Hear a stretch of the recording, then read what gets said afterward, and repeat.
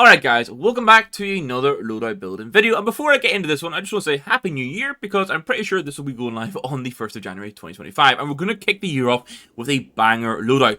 More recently, we've had a big focus on like higher budget loadouts, and as much as that's super cool to do, I do have an appreciation for lower budget loadouts. So today, I'm going to cook up a loadout that has a really unique and nice knife and glove combo with skins that match it across the board without going too heavy on a theme.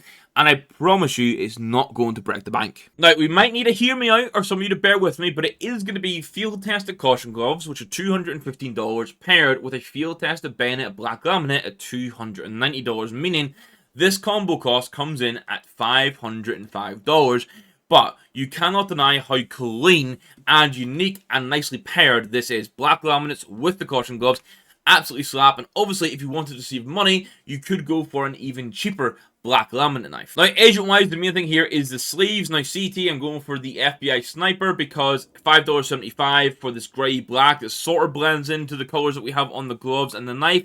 I think it makes sense. I wanted to go affordable but sleeveless on T-side, which you can see. And for that, I went for Arno the Overgrown, who I'm showing in-game because obviously he's not sleeveless, so it could just look like a default T-agent, which is also an option if you don't care for agents. Now, weapon skin wise, for the USP, I'm going to be going for a stainless in minimal wear. This is $7.70. It's not normally my go-to pick, but I think with the accent colors of the caution gloves, this looks really good. And with some of the newer NIP holos, if you wanted to craft, they would also pair with the caution gloves color. Now, one thing I like about the Wraiths, which is going to be my Glock pick here, it's 39 cents, but it has those little green dot accent colors on it, which aren't a perfect green pairing with the caution gloves, but not every Glock has this, which is just kind of cool to see. And obviously, it then grey-black, which is going to be the theme for the weapon skins, if you can't tell.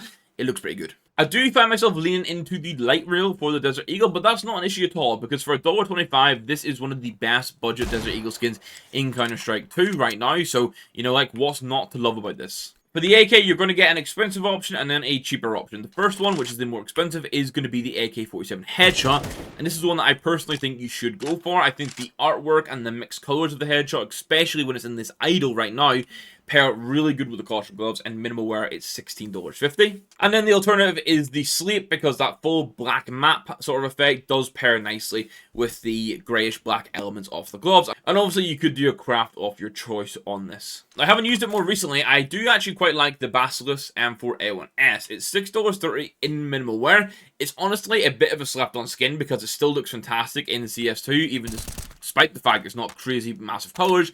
So this is 100% the pick I think you should be going for here. Now, if you do want to spice things up, I think you should be going for the in living color for the M4A4 here. It is $9.50 minimal wear. There's an argument to be made that you could go for the magnesium. However, I do like how this looks with the caution gloves. Obviously, it's just that bit bright, that bit crazy. And again, it's a bit of a slip-on skin. The Op is the only other weapon where I'm going to have alternatives for you. Now, my pick here is a $2.65 minimal wear Black Nile. Again, that black color onto the accents of the caution gloves just makes sense. The gloves still get a bit of pop, but the skin can stand out. Now, if you're an upper and you're considering to go for some big upgrades, I think the first obvious one would be going for a graphite, which is factoring you $130. Now, that does massively increase the cost of the loadout, but if you're an upper and this is the main focus you want, it makes sense. And then if you basically want to double the overall cost of the loadout, you could go for a CMYK, because I do think it's not a perfect pairing, but the green accents of the CMYK do kind of pair in with the caution gloves, but this is $500 for minimal wear. Overall, for me, I would probably just rock the Black now. Now, for the MP9, it's going to be a Deadly Poison, which is 71 cents minimal wear. You know what? We're not going to break the bank here. It does the job nicely. Don't need to say anything else. For the Mac 10, it's going to be a skin we don't feature much, and I get why, because it's not crazy bright and vibrant, but the Whitefish actually has some really nice sort of design elements on it and accent colors for a 24-cent skin in minimal wear that I think just make it work really nicely for this kind of loadout.